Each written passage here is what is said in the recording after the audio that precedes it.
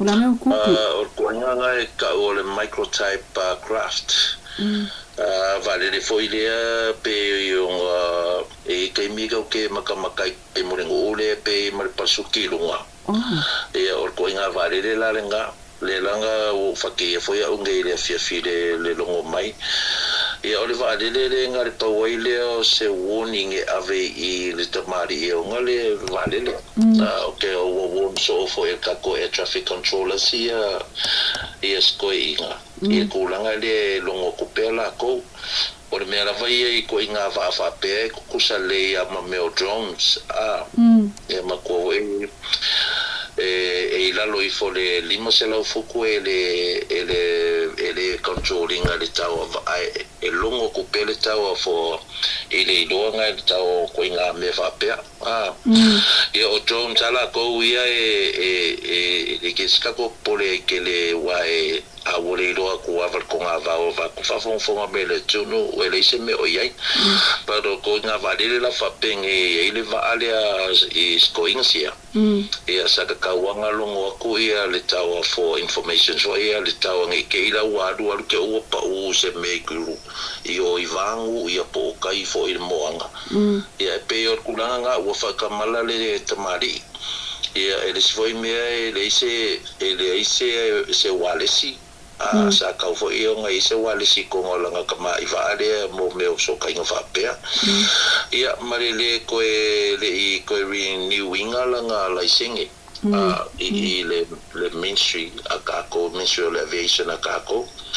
so ia ke uia wa fa kamala lava ia le tamali nei ia kamali fo I wa le nga lue maka ku ya sa mo ile I ka ko policia sa kapkenginga ia pa ala poanga ka ko ia o kulanga la de ia ila lo ai le tu la fono e ui o se va fa pe ia alanga e afia I me ka aviation ia o le ala o mafo e fesidi fo le makalsanga ia civil aviation New Zealand me masangi lava e through le Ministry of Foreign Affairs ia pe se kulanga fo ile o se ska ka fa piko e anga I mai sa mo e fai susu enga o ngai le o ia ka ko se capacity fa penga e pe la o kulanga le nga a pauala ia me foi e fai ke la ka ko me fa pe ia o le fa lo yo ka ko pe susu enga fa pe o ngai fa kamala e le foi le evacuation fa ku anga foi o lo o fa nga inga mengi o drones ia wa ke le la office ka ko malo e foi ia office foi o la o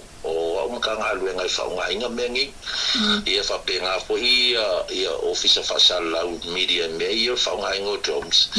e ka wa nga fa ke pe ku la nga nge ia lu pa u fo se drone pa u ngo skia ko ska va le la lu nga wala ia ku la me ia fa la fa pe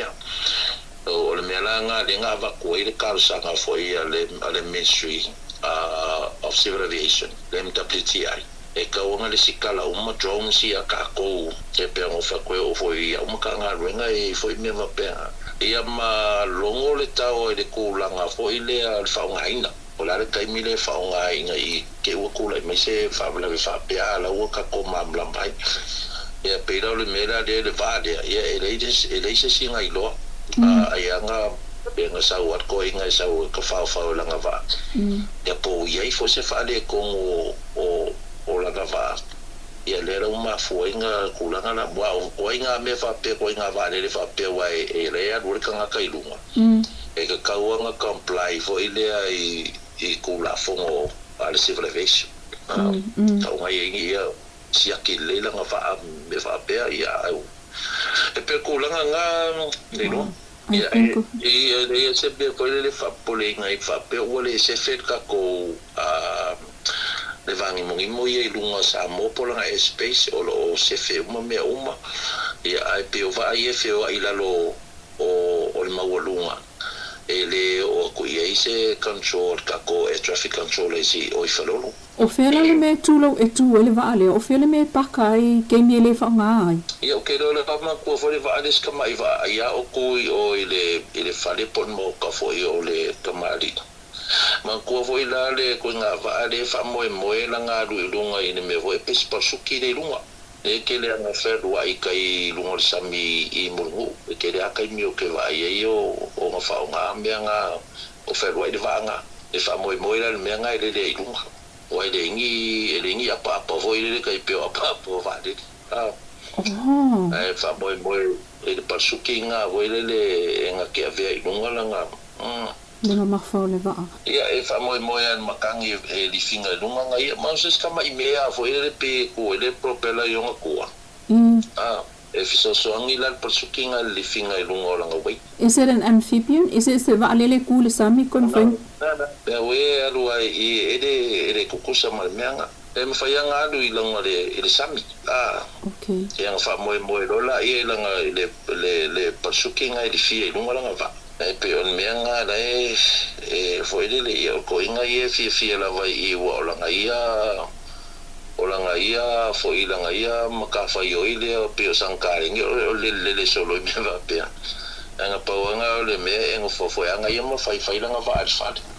okay ele se me fa pulinga I fo le tunu utulanga fo le fi maranga ingo va le ayo lo le me uma do se fe ia kako masingi ma me va penga ia o le longo ako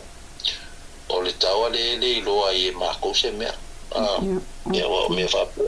e pa wale me ia a ve so angi o le ia longo ko pe ia pe ka ele fucking o e kamari I sko inga sia le vai ta o la kida o le pa u I vai ke le I ai le pa u kai mo nga mo le lo ako ia po le alu foi lungo mo me fa penga ai po se va fo nga test ride po se va kuai I have no idea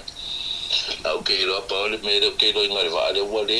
va ko inga dia okay no ia la ne ya si ame